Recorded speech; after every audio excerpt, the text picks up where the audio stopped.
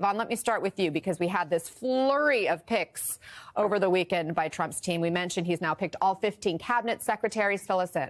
It was draft night. I mean, on Friday night, I was actually on a plane back from Florida here to New York, and all of a sudden, while on that plane ride, pick after pick after pick are coming in. He filled up the cabinet on Friday night. You see Scott Bessent, who is going to be his Treasury Secretary nominee, the biggest of that list. Russ Vought, though, is another name that folks are going to be hearing about. He is being nominated to return as his Office of Management and Budget Director. He is the one who was one of those key co-authors as part of the Project 2025 effort. People like Stephen Miller, who's incoming Deputy Chief of Staff, have touted that Vought is going to be in the position to effectively go in through the departments and agencies and help not only on appropriations, but also make sure that there's a gutting of the staffing reductions and also helping towards a cut of regulations that are currently in place. You also look at the likes of the Lori Chavez DeRemer. She is somebody who just lost her reelection bid for Congress in the Pacific Northwest, but she is now being tapped to lead the Labor Department. And it's notable because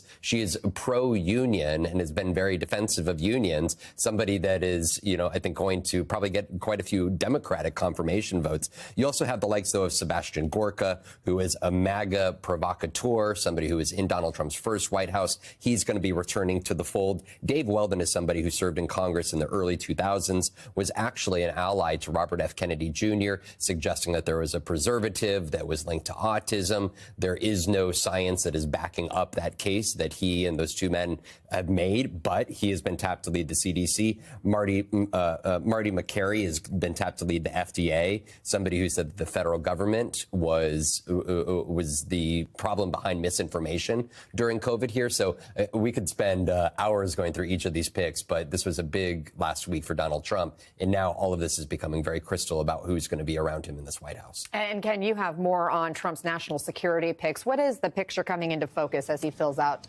those specific roles?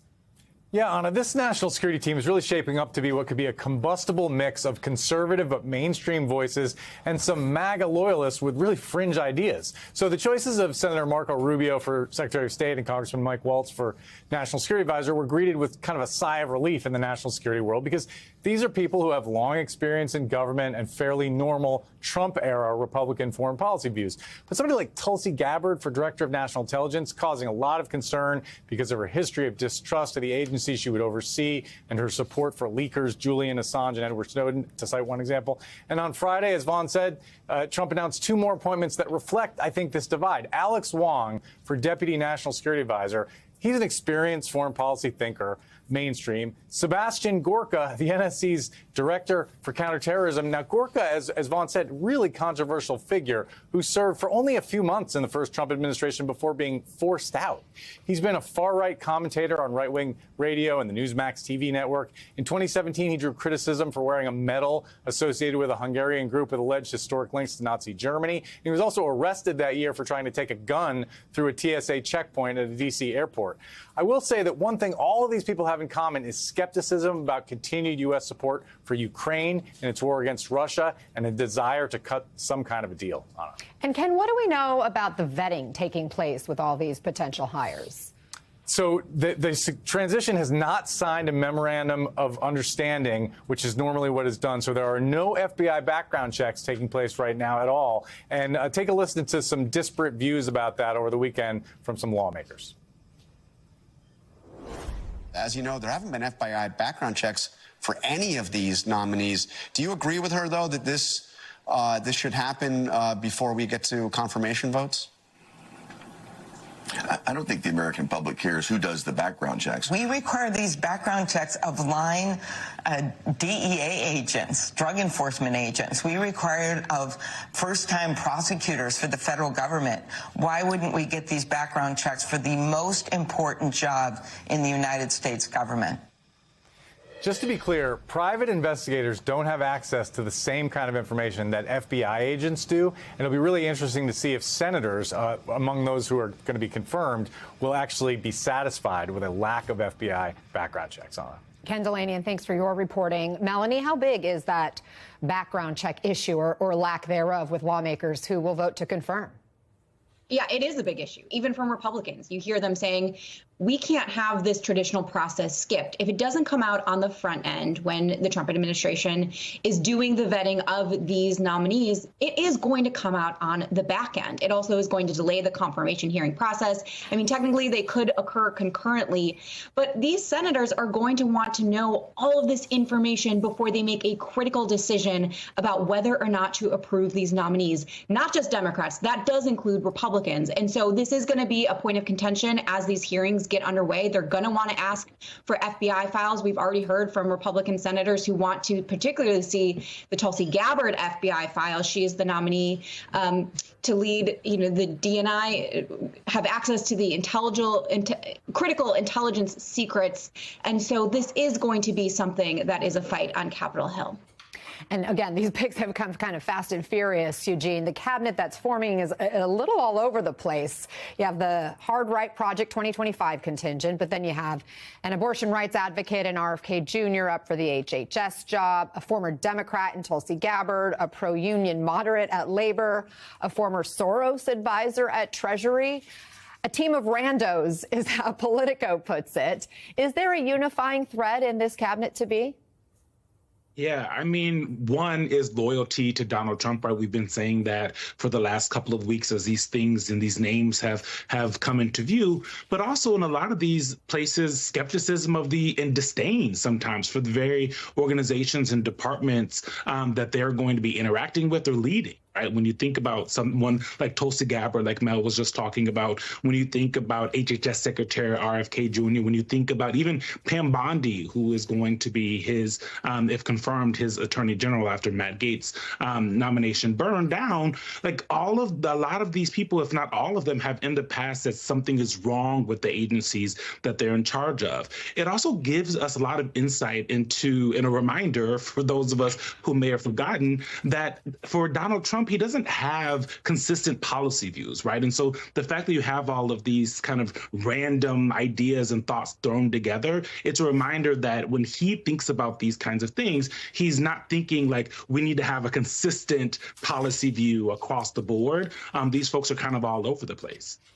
Melanie, Republicans do have a decent margin now in the Senate, at least in the incoming Senate. What are the biggest concerns you're hearing from lawmakers over these cabinet picks? Do you suspect any of them are in jeopardy?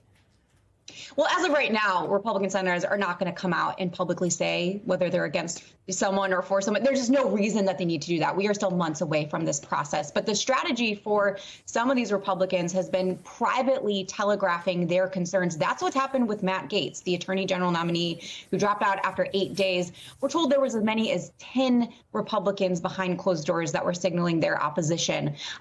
So he's out of the way. I think the scrutiny is going to really ramp up on some of these other picks. Tulsi Gabbard, as I mentioned, that's a huge concern, even from Republicans on the Senate Intelligence Committee, which will be tasked with processing her nomination, have come out and said they have a lot of concerns, a lot of questions.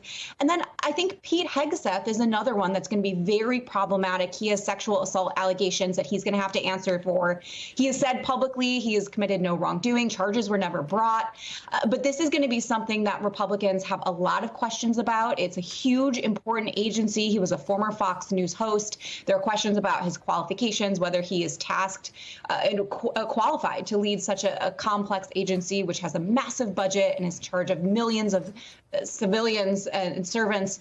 So I just think that Republicans are going to be very choosy about how they use their political capital. They're not going to be able to stand up to a bunch of these nominees, but I do think there is an appetite to sort of vet these candidates and really put a microscope on some of them before they make these critical decisions. Vaughn, we saw what happened with Gaetz and the kind of pressure campaign from behind the scenes that took place that ultimately led to him withdrawing. What is the latest from inside Trump world when it comes to Hegseth for defense secretary? Right. I think when it comes to Pete Hegseth here, it's not only making sure that over the next 2 months you court each of these senators one by one and try to alleviate any of their concerns. But I think for Pete Hegseth, right, of course there's a sexual assault allegation, but this is where you're talking about somebody who, in Donald Trump, for 4 years, right, put pressure on his Pentagon. We know that because James Mattis, his former Pentagon secretary, told the American public so and wanted to use the military against U.S. citizens domestically,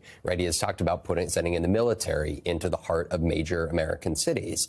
This is where Donald Trump, just just a couple weeks before the election suggested that the military may need to be used on election days against the enemies from within. And so I think that this is, for Pete Hegseth, also going to be a moment in which he faces intense questioning from people like Joni Ernst, from people like Bill Cassidy and Lisa Murkowski, Susan Collins, over if he were to get such orders or such a request from Donald Trump, how would he respond? Those are very difficult questions that he is going to have to answer for and attest to, and that could be a hindrance to him not only getting confirmed, but also meeting Donald Trump's standards of what Donald Trump wants out of his next Pentagon secretary. Eugene, the New York Times writes that Trump's picks roughly slot into 3 different sort of categories, if you will. Those who will dole out revenge, those who will calm Wall Street, and those who will downsize the federal government. Which of those missions will he have the easiest time carrying out without Congress?